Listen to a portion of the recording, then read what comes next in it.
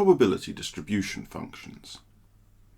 In this section, we'll think about theoretical probability distributions, or what I've called model probability distributions. When we looked at empirical distributions, we learned that we could characterize their shape by using ideas about location, dispersion, skewness, kurtosis, and we could calculate these quantities from empirical data.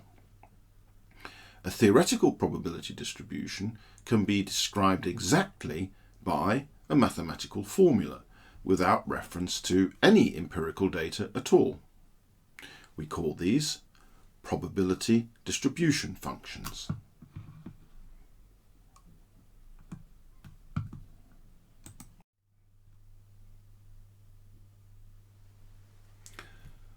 Probability distribution functions come in two distinct flavors.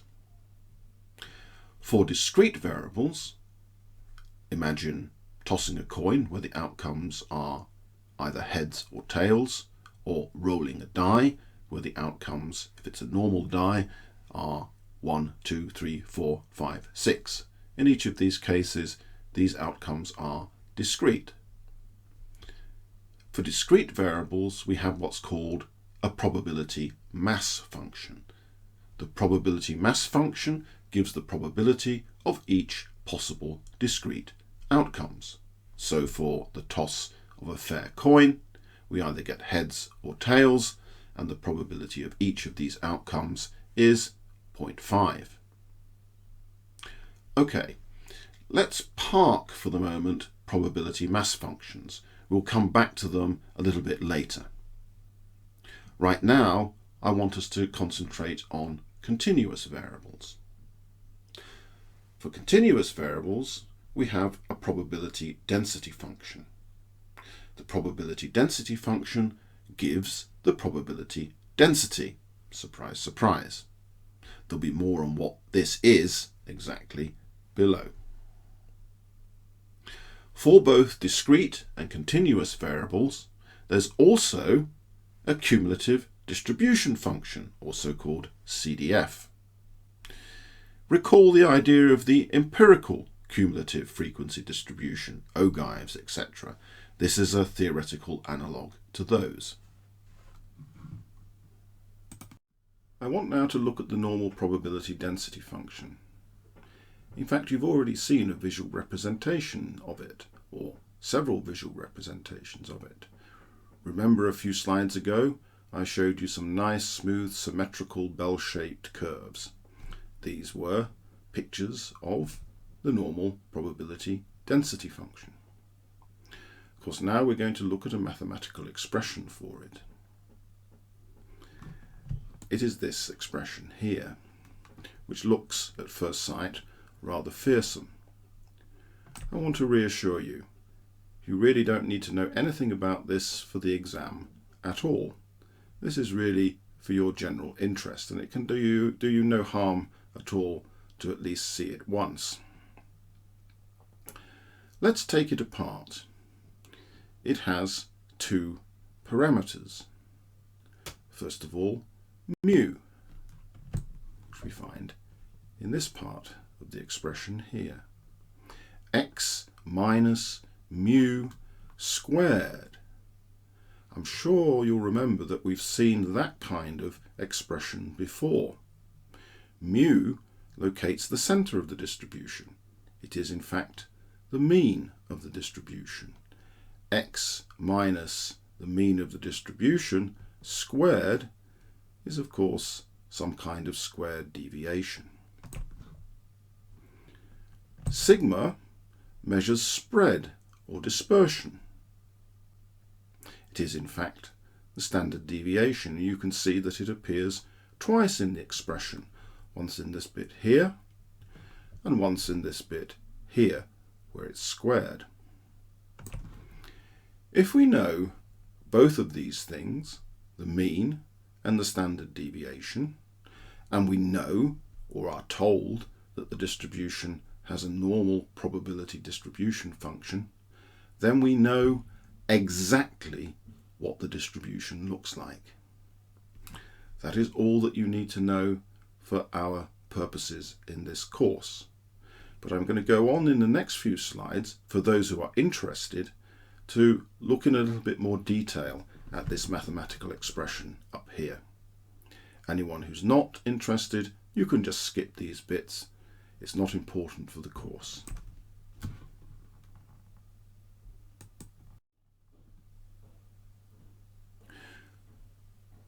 The function consists of essentially two bits, which are multiplied together. Consider the first part of the product on the right-hand side, the bit that's contained within the red circle. Here we have 1 over the square root of 2 times pi times sigma, where sigma is the standard deviation. If we fix sigma at a particular value, this part of the expression will be a constant. The graph on the left-hand side shows the results of changing the value of that constant. In other words, changing the value of the standard deviation.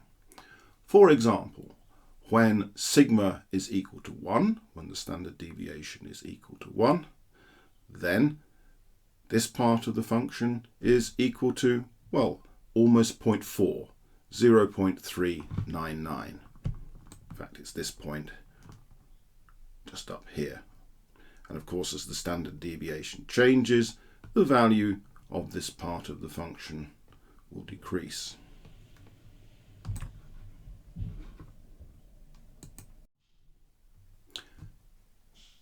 Now let's look at the second part of the product on the right-hand side of this equation.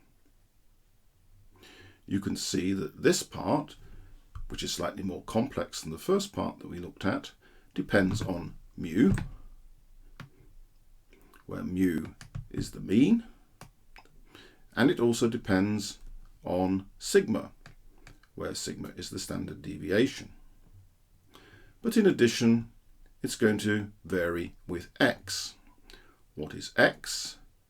X is whatever you have ranged along the x-axis, with a range potentially from minus infinity to positive infinity. In other words, it's all the possible values that the variable you're interested in can take.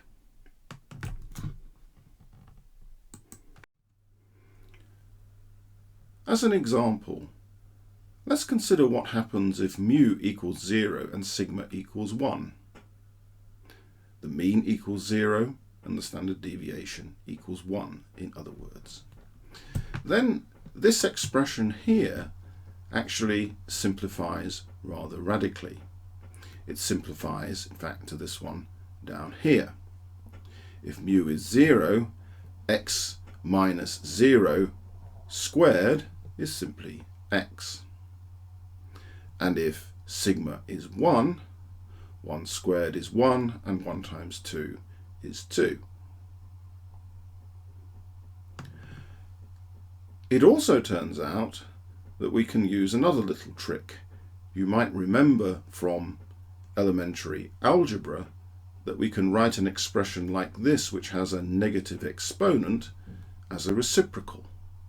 And that's what we do down here.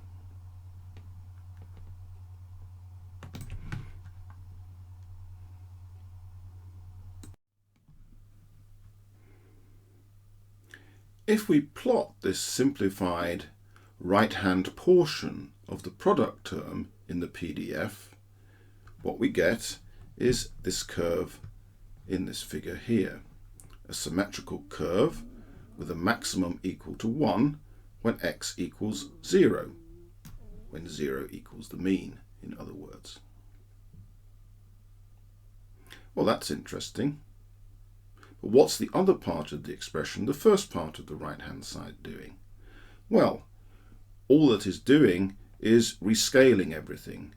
We can rescale by multiplying every y by 0.399, which was the value of the constant we calculated earlier. Rescaling makes the total area under the curve equal to 1. So the right-hand portion of the product basically produces the curve, and the first part of the product term basically rescales everything so that the area under the curve is equal to 1. And that's all that's going on there. But hang on a minute, I can hear you saying, there's something you haven't told me. What is the exp in 1 over x squared over 2? Well, we can rewrite that denominator as e to the x squared over 2, where x squared over 2 is the exponent of e. You're probably not much the wiser. Okay, you could reasonably ask then, but what is e then? Well, the answer to that is that e is an irrational number which is the limit of 1 plus 1 over n to the n as n approaches infinity. A simpler way to understand that is that it is the sum of, from 0 to infinity, of 1 over n factorial. To put it more concretely, what we're doing is evaluating this summation here to infinity. 1 plus 1 over 1 plus 1 over 1 times 2 plus 1 over 1 times 2 times 3 plus 1 over 1 times 2 times 3 times 4 and so on forever. And e is the limiting value of that. Of course, it is a number which has an extremely large number of digits. For our purposes, we can simply regard e as a number which is approximately equal to 2.718. It's sometimes called Euler's number, but be careful, don't confuse it with something else that Euler gave his name to, Euler's constant. That is actually something different. Euler's number is the base of the natural logarithms, but we'll come back to that at another time when we need it. But we're not quite finished yet. Let's go back to 1 over x squared over 2. As we saw a moment ago, the denominator of this can simply be written as e to the x squared over 2. E to the x squared over 2 is clearly a positive number. Remember, the value of e is a positive number, and it's raised to a positive power. It's going to take its minimum then when the exponent of e is 0, which is when x equals the mean. Therefore, 1 over x to the x squared over 2, the height above the x-axis, is going to reach a maximum at the mean. And we know that this is the case.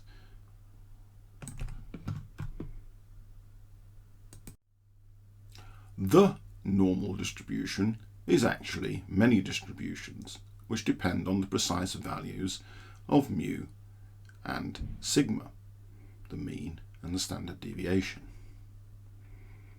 But what people probably have in mind when they talk about the normal distribution is something subtly different. We can map all of these normal distributions onto one single standard normal distribution with a mean equal to 0 and a standard deviation equal to 1. In fact, we've already met it because I've used this already. We often write this distribution down as capital N parenthesis 0, 1. Though you should note that the 1 in this notation actually doesn't denote the standard deviation, it actually denotes the variance, sigma squared. N02 would be a normal distribution with mean equal to 0 and variance equal to 2. The standard deviation would of course be the square root of 2. The standard normal distribution turns out to be an incredibly useful idea. We'll find out why later. Actually, we'll find out why just in a moment. So, how does it work?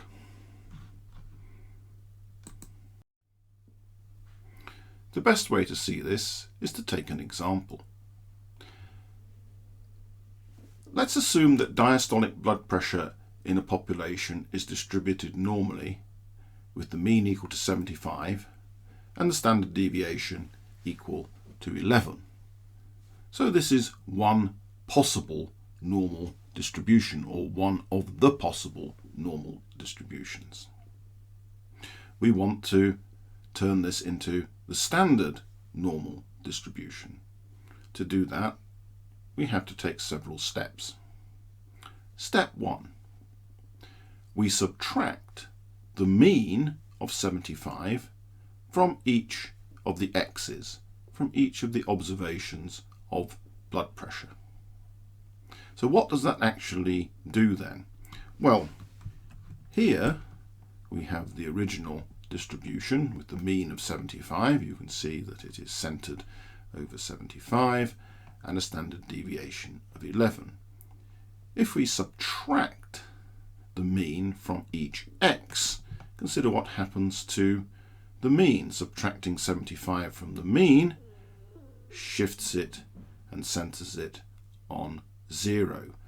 So subtracting the mean in this case shifts the distribution over to the left-hand side here and centers it on 0. Notice, of course, that the shape of the distribution, everything else about the distribution remains exactly the same. All we've done is shifted the location on the real line. Step 2. We divide x minus mu, x minus the mean, by sigma, sigma being the standard deviation. So now we've defined a new quantity. Let's call this new quantity z. Z is equal to x minus mu divided by sigma. The value of the observations minus the mean divided by the standard deviation. This quantity is often called a z-score. Every value of x, either observed or potential, now has a value of z, denominated in standard deviation units.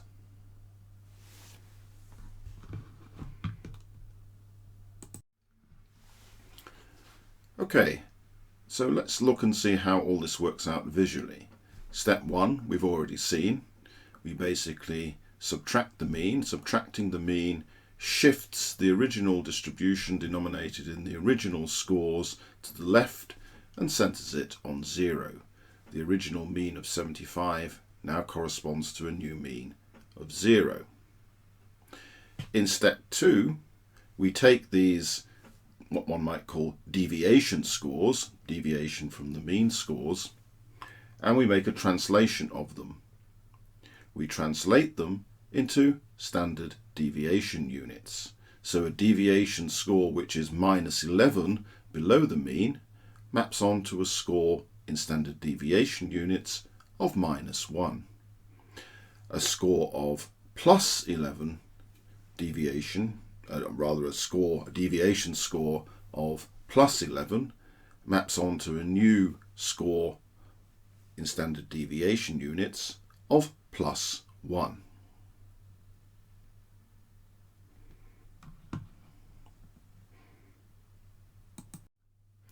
Okay, let's see if we can navigate around the standard normal distribution in standard deviation units. A diastolic blood pressure of 75 in the original distribution is equal to a z-score of 0. That's because 75 was the mean in the original distribution. A diastolic blood pressure of 64 is a z-score of minus 1. Minus 1 because it's one deviation, standard deviation, below the mean. A diastolic blood pressure of 97, well, that would be a z-score of 97 minus 75 divided by the standard deviation of 11. That would be 2 standard deviations above the mean. A diastolic blood pressure of 60. That would be a z-score of 60 minus 75 the mean divided by 11 equals minus 1.364 standard deviations below the mean. A diastolic blood pressure of 89 would be equivalent to a z-score of 89 minus 75 divided by 11, which is 1.273 standard deviations above the mean.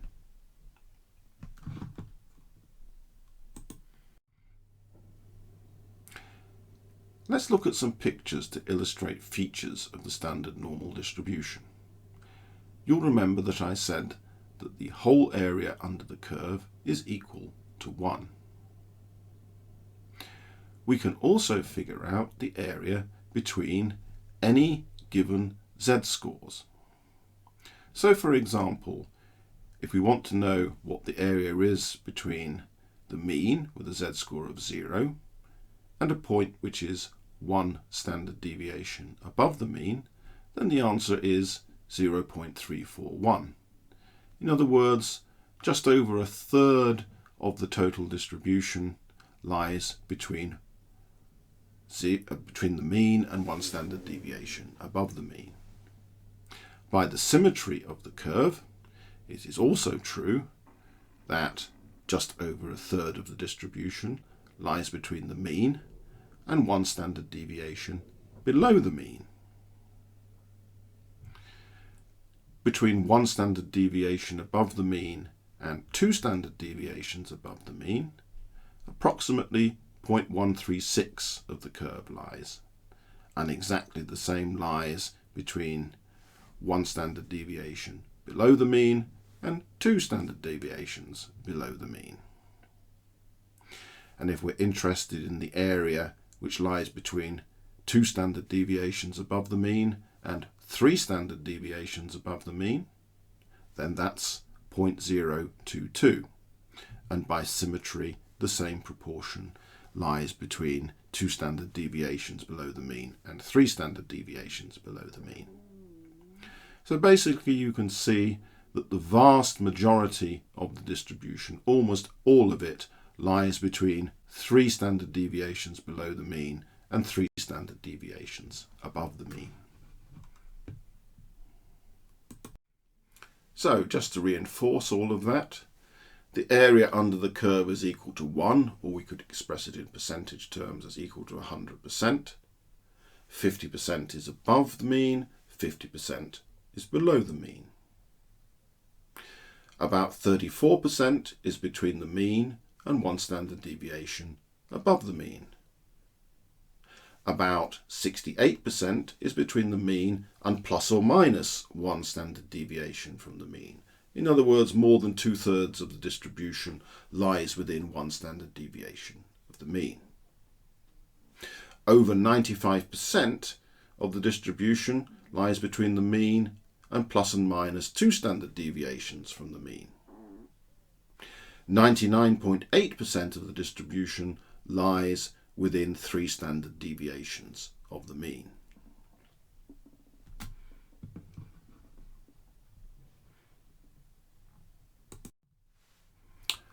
Well, that's all very interesting.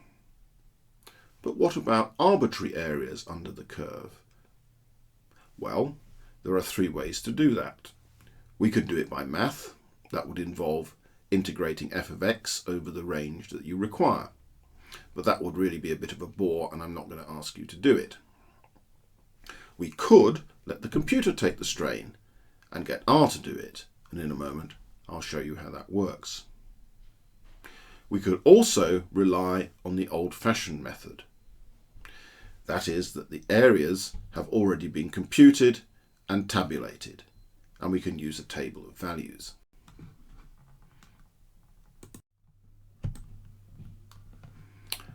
Okay, let's proceed by looking at an example. A population of children are given a cognitive ability test. Their scores have a mean of 100 and a standard deviation of 10. What's the probability that a child selected at random from the population has a score greater than 110?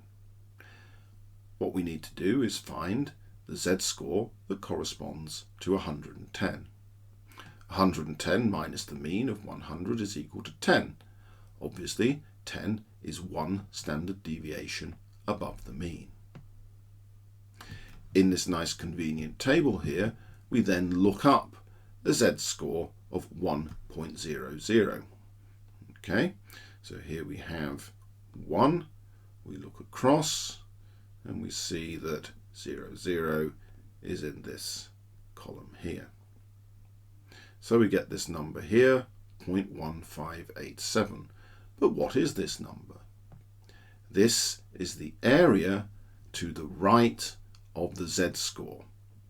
So to the right of the z-score, which corresponds to 1.00, the proportion of the curve to the right is 0.1587. Okay, we can translate that very straightforwardly into the statement that the probability of a child drawn at random having a cognitive ability score greater than 110 is 0.1587. In other words, about 16%.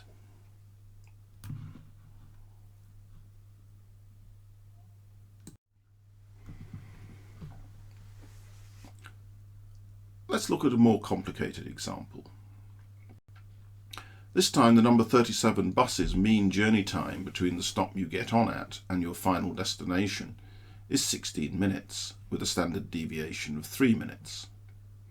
What's the probability that a journey selected at random will be between 13 and 18 minutes? We have to get straight first what the nature of the problem is, and therefore what area of the curve we're actually interested in. That area is illustrated in the curve on the bottom left-hand portion of this slide. You see the black shaded area. How did I figure out what that black shaded area should be? Well, obviously it's going to be the portion which lies between two z-scores. One z-score corresponding to 13 minutes and another corresponding to 18 minutes. So let's figure out what these are. We'll call the first one corresponding to 13 minutes Z1. Z1 is equal to 13 minus the mean of 16 divided by 3, the standard deviation, and that equals minus 1. Minus 1 standard deviations below the mean. The second one, Z2, corresponds to 18 minutes. 18 minus the mean of 16 divided by the standard deviation of 3 is equal to 0.67. In other words, 0.67 standard deviations above the mean. Now, we have to think a little bit more about the contents of this table. The clue to how to interpret the table, of course, is actually in the description of the table. It tells us that this is normal curve tail probabilities, standard normal probability in the right-hand tail, brackets, for negative values of z. We might want to note this because we have a negative value of z, minus 1.0.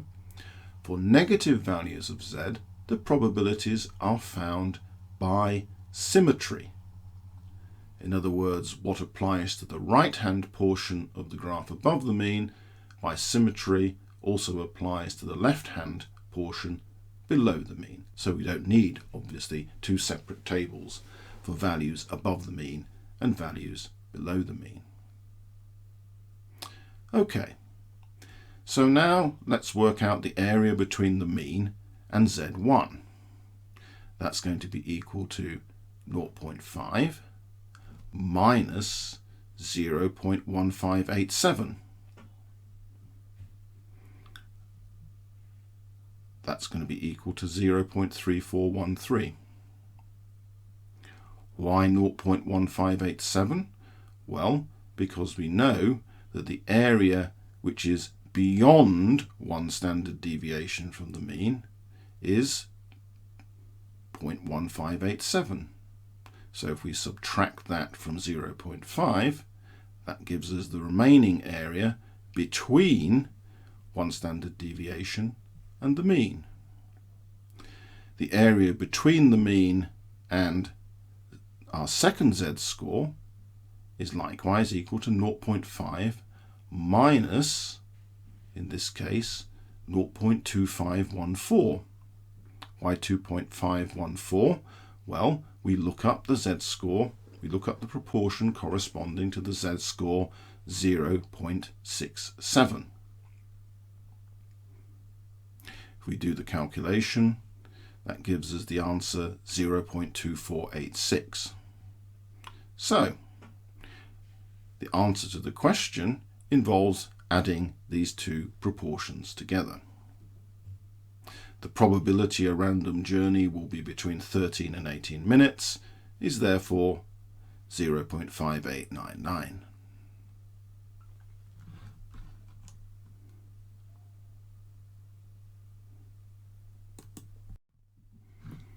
A third example. The amount of granola in a box is normally distributed with a mean of 404 grams and a standard deviation of 1.6 grams.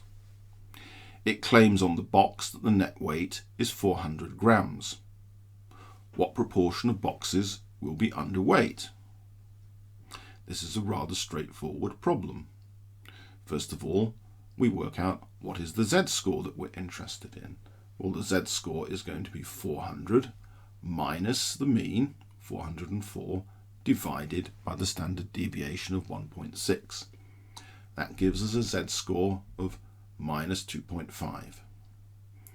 Okay, so the area between that z-score of minus 2.5 and negative infinity, the tail area of the curve that we're interested in, can be read off directly from the table. In this case, it's equal to 0.0062. So the proportion of boxes that are underweight is equal to 0.0062, less than 1%.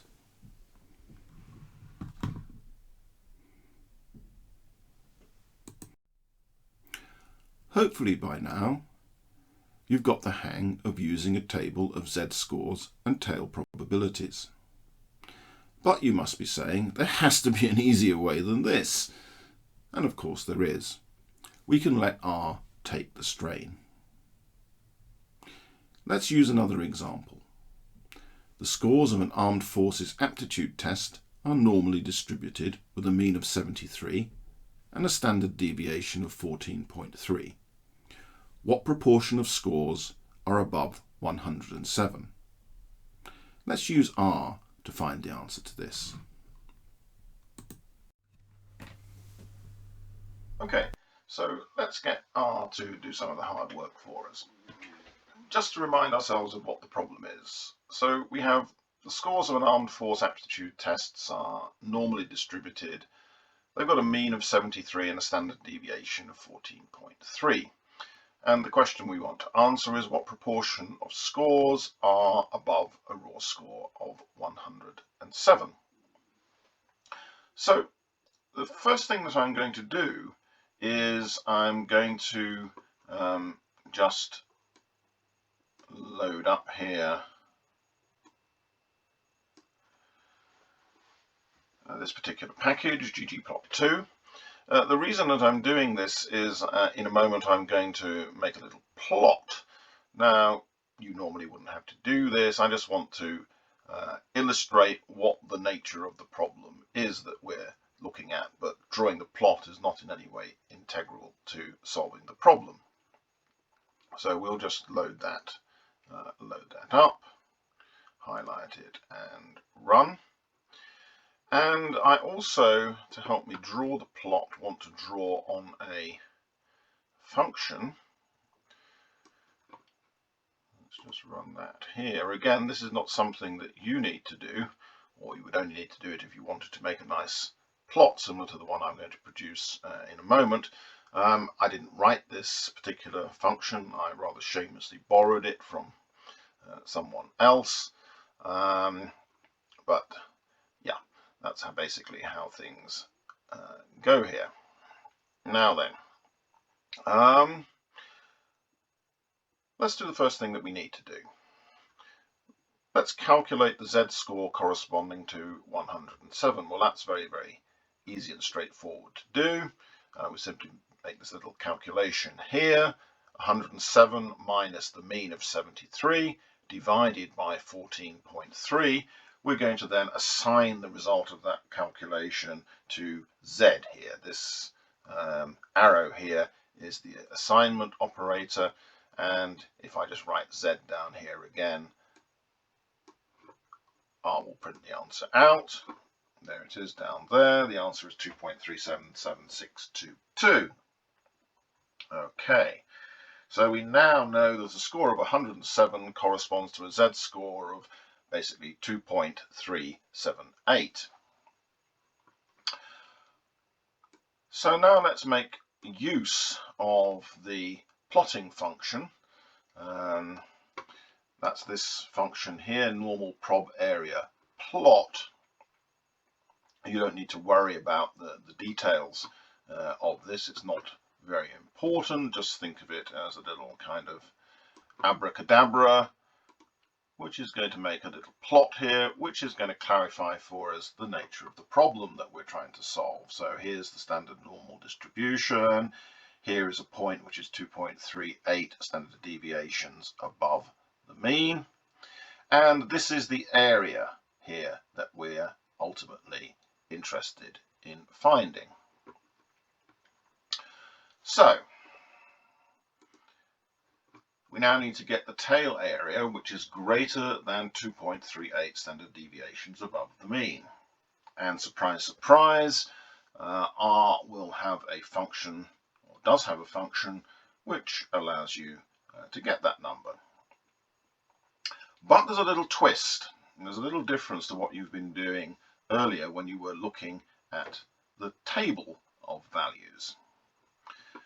P-norm returns the area up to 2.377622 standard deviations above the mean. In other words, what P-norm does is it doesn't give you this area here, which is what you were getting from the table. What it gives you is this white area here. Okay, that's no problem, because all we have to do is subtract the result from 1. If we subtract the result from 1, because we know that the area under the curve here sums to 1. If we subtract from 1 this area here, then we'll get this area here. Okay, so I've assigned the result of that to P. P-norm takes some arguments. First of all, what's in this case, the z-score that you're interested in, the number, as it were, up to which you want it to give you the area. What's the mean of the distribution? If it's a standard normal distribution, the mean is obviously 0, and the standard deviation is 1. So let's just highlight that and run it. And then we get our answer down here. This area here is 0.0087 blah blah blah blah blah. It's less than 1% of the total area under the curve. Okay, so that gives us our answer. If we go back to the original question, what proportion of scores are above 107? The answer is 0.0087123339. Now, actually, we could have cut out the middleman here. There's actually no need to find the z-score, because this R function P-norm will give you the same answer with the raw scores, the original mean, and the original standard deviation. In fact, it's actually rather better to use the raw score, and in that way you eliminate any potential rounding errors from the intermediate calculations like computing the z-score. So down here you can see that we've got essentially the same thing again. We're going to use the p-norm function. I'm going to assign it, the result of it this time, to p1. We're going to subtract whatever the result of calling that function is here from 1, just for the same reason that we did before. All that's different is we've got the original values in here. So the score above the mean is 107. The mean, the original raw score mean was 73. The original raw score standard deviation was 14.3. So if we just run that, you'll see that basically we get the same number. This difference here is actually attributable to the rounding error from having done that intermediate calculation of calculating the z-score. So actually you can see here that it actually is more sensible in this case to actually just work with the raw scores.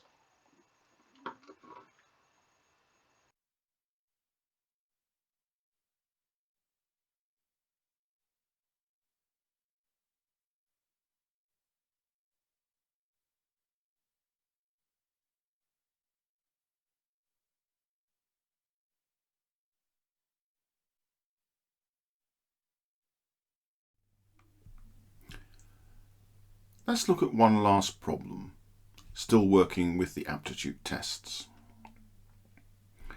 Recall mu equals 73 and sigma equals 14.3. So the mean is 73, the standard deviation is 14.3. What then is the raw score that has only 10%, 0.1, of the raw scores above it? Okay, how are we going to do this? We're looking for the raw score that corresponds to mu plus z times the standard deviation. And we know that z will correspond to an entry in the table of approximately 0.1000, 0.5 to the left of mu and 0.4 to the right of mu. The closest entry in the table that we can find is 0.1003, which for our purposes is quite close enough.